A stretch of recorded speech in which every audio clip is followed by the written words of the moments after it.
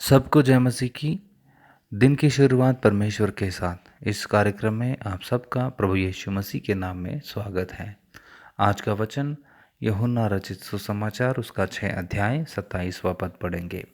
नाशवान भोजन के लिए परिश्रम ना करो, परंतु उस भोजन के लिए जो अनंत जीवन तक ठहरता है, जिसे मनुष्य का पुत्र तुम्हें देगा, क्योंकि पिता अर्थात परमेश्वर ने उसी पर छाप लगाई है। आमीन। दोस्तों, आज की सुबह परमेश्वर हम सबको इस बात का स्मरण दिला रहे हैं कि हम प्रभु के संतान होने के नाते इस धरती पर किस प्रकार के परिश्रम करते हैं। तो मेरे प्रियो, यहाँ पर स्पष्ट रीति से लिखा है, नाशवान भोजन के लिए नहीं परंतु अविनाशी भोजन के लिए परिश्रम करना है। यानी कि अनंत काल के जीवन के लिए हमें परिश्रम करना है इस धरती पे। इसका मतलब ये नहीं कि हम 2 वक्त की रोटी के लिए काम ना करें। परमेश्वर का मतलब ये नहीं है यहाँ पर इस वचन के अनुसार।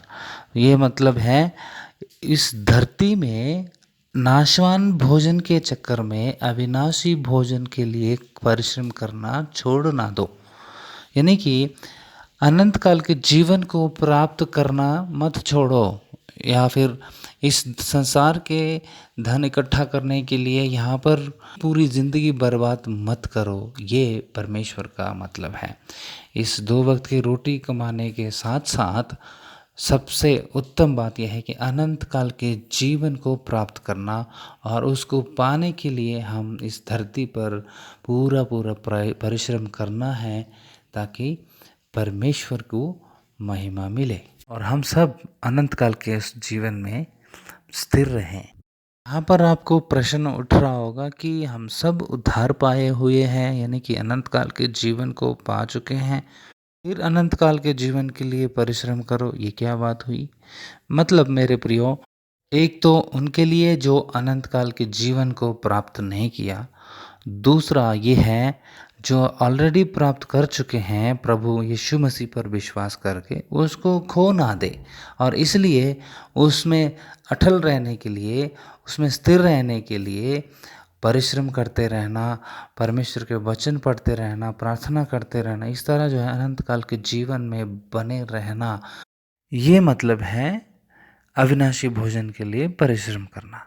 तो मेरे प्रियो, मैं विश्वास करता हूँ आपको ये बात समझ आई। तो परमेश्वर आप सबको इन वचनों के द्वारा आशीष दे, और अनंत काल के जीवन के लिए, अनाशवान भोजन के लिए हम परिश्रम करते रहें और परमेश्वर में आगे बढ़ते रहें। प्रभु हम सबको सहायता करे, आशीष दे। आइए हम प्रार्थना करें। सर्वशक्तिमान प्रभु यीशु मसीह, हम आपका धन्यवाद देते हैं सुंदर सुबह के लिए, और आपके सुंदर वचन के लिए धन्यवाद देते हैं प्रभु जी। सच में नाशवान भोजन के लिए नहीं परंतु अंत काल तक ठहरने वाले उस भोजन के लिए परिश्रम करने को आपने कहा।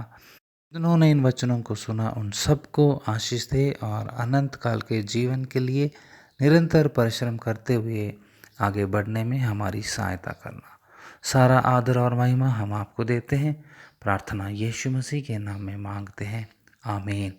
अब पिता परमेश्वर का प्रेम, प्रभु यीशु मसीह का अनुग्रह, पवित्र आत्मा का सहभागिता हम सब के साथ, विश्व के सब विश्वासियों के साथ सदा सर्वदा तक बनी रहे, आमीन।